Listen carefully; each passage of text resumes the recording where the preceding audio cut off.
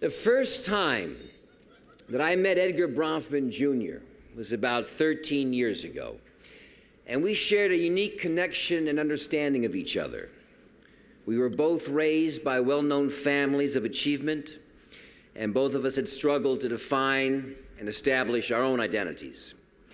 Now, I believe that I know what it takes to develop a sense of self in that environment, to find your creative center, and take the risks that define us as individuals. And I know Edgar's struggle was not an easy one.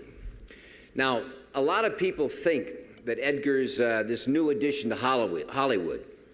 Well, they're wrong. Edgar's first job in the movie industry was in the movie industry, and he was 15 years old, and he worked as a gopher for the producer David Putnam in London.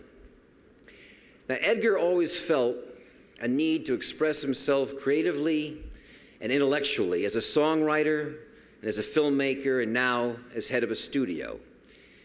And Edward's ascension to the leadership of MCA was not so much a job shift as a natural evolution of seemingly disparate roles as an artist and a visionary, combined with his family history of planning and achievement. I think Edgar's left brain and right brain have found a blissful coexistence.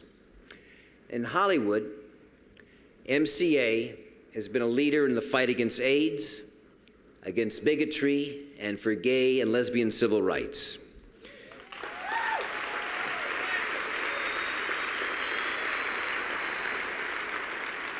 And at Seagram's, Edgar and his family have the same reputation. They are responsible leaders who take proactive measures to make our world a better place. It is only appropriate that today here at the Universal Amphitheater, we have come together to honor a humanitarian, a creative soul, a loving father, husband, and son, a man who inspires all of us to be a little bit better every day.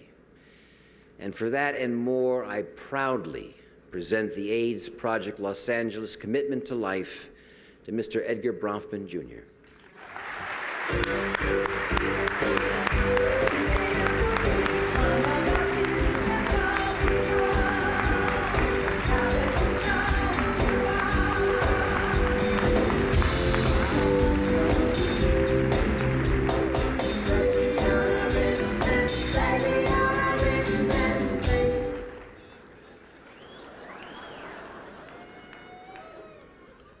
Thank you, Michael. This is quite a night, quite a crowd, and it's an overwhelming award in the middle of quite an extraordinary event. And I'm sure you'd appreciate me being brief, so I'm going to try.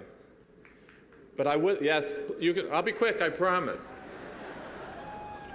But I do want to thank everyone who contributed to making this such a successful night for APLA, especially tonight's event chairs, Barry, Jeffrey, David, Sandy, and my colleague, Ron.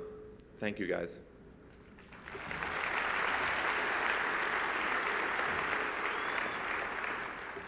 Being honored with the Commitment to Life Award means so much to me because ridding the world of AIDS and caring for people with AIDS is so important.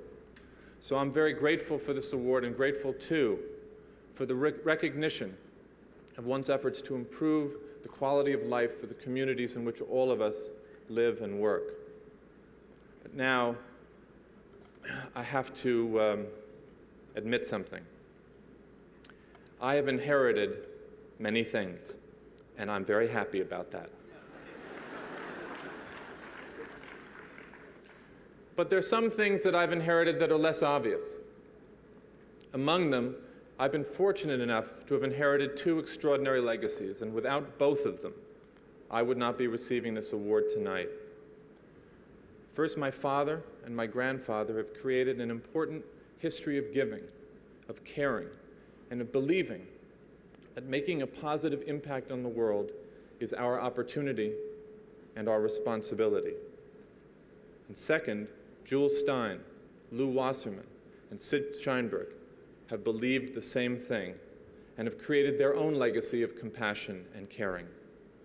And in the case of, yes.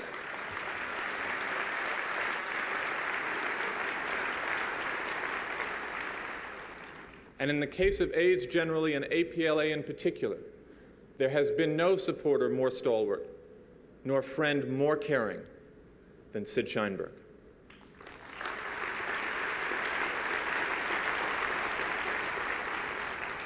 And I want to assure all of you that MCA's rich tradition of giving, of concern, and of support will continue in the decades to come as it has in decades past.